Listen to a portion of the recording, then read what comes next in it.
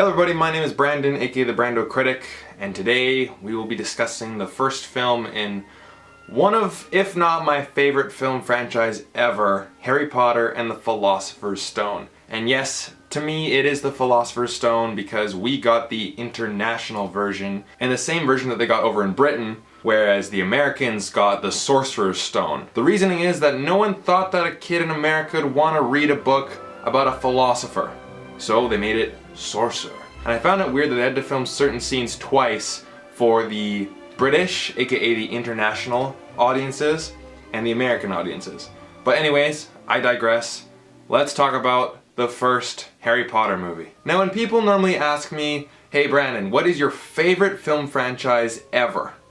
I would normally say Star Wars. However, I actually saw Harry Potter first, and that was like the first film franchise that I really got into. They're pretty close. Now, I know that Harry Potter doesn't have a Phantom Menace quite yet, but yeah, they're super close. But the reason why I love both those franchises so much is because they are the definition to me of movie magic. It just so happens that this movie is about kids using actual magic. But I'm talking about movie magic. Now, I grew up with these movies. This movie came out when I was about 6 years old, and the last one came out when I was about 16. So I was the perfect age for growing up with this franchise. But when I watched this movie with one of my little cousins about a couple years ago, she was about 5 at the time, we watched this movie, and the scene where Harry Potter starts to fly on his broomstick for the very first time, I looked over at her and her eyes lit up, and she's like, and she like leaned in towards the screen, and then that's when I realized this movie is something else. Richard Roper, the man who would replace Gene Siskel on the Siskel and Ebert show, said that this movie was the Wizard of Oz of its generation. And I agree 100% with that statement because, again, I'm going to use this word many times in this review, this film is magical. It is amazing, spectacular, bloody brilliant. It's magical. And putting nostalgia aside, obviously I grew up with these characters and I grew up with these movies, but looking back on it now, I think that there's 3 main reasons why this film is so beloved by everyone and is so magical to me. Again, get used to that word, folks. Number 1 is the world that it creates. Now, when I went to film school in directing class, one of the main things that we talked about was world building. In production design, world building. We call it the invisible director. If you are not paying attention to what is actually on screen, meaning like, oh, I wonder how they shot this, I wonder how they shot that, and you see it as a story about a kid who lives underneath the staircase of this really terrible family, but then they find out he's a wizard and all this stuff. If you see a movie like that, then the director did a good job. The director was able to transport the audience into the movie. And the world that this movie creates is, everybody, magical. Every little location, every little character, everything in this movie is memorable.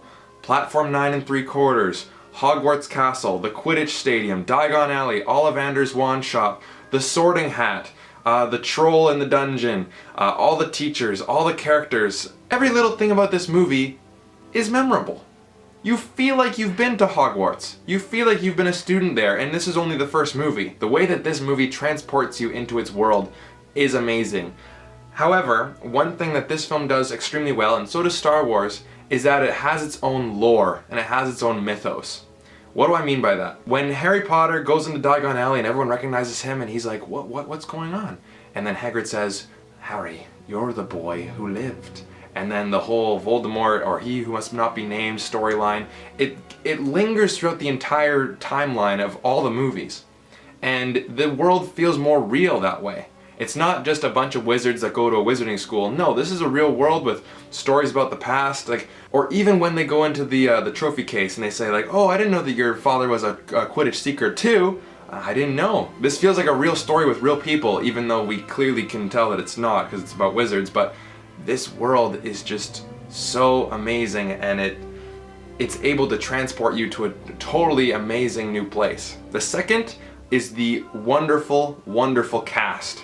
Casting child actors can be extremely difficult, but I really have to applaud them for casting the 3 perfect leads for Hermione Granger, Harry Potter, and Ron Weasley. Emma Watson, Daniel Radcliffe, and Rupert Grint have amazing chemistry together. Even at the age of 11, all the way up to age 20, 21. I don't know how old they were when they filmed the last movies, but they are so good together.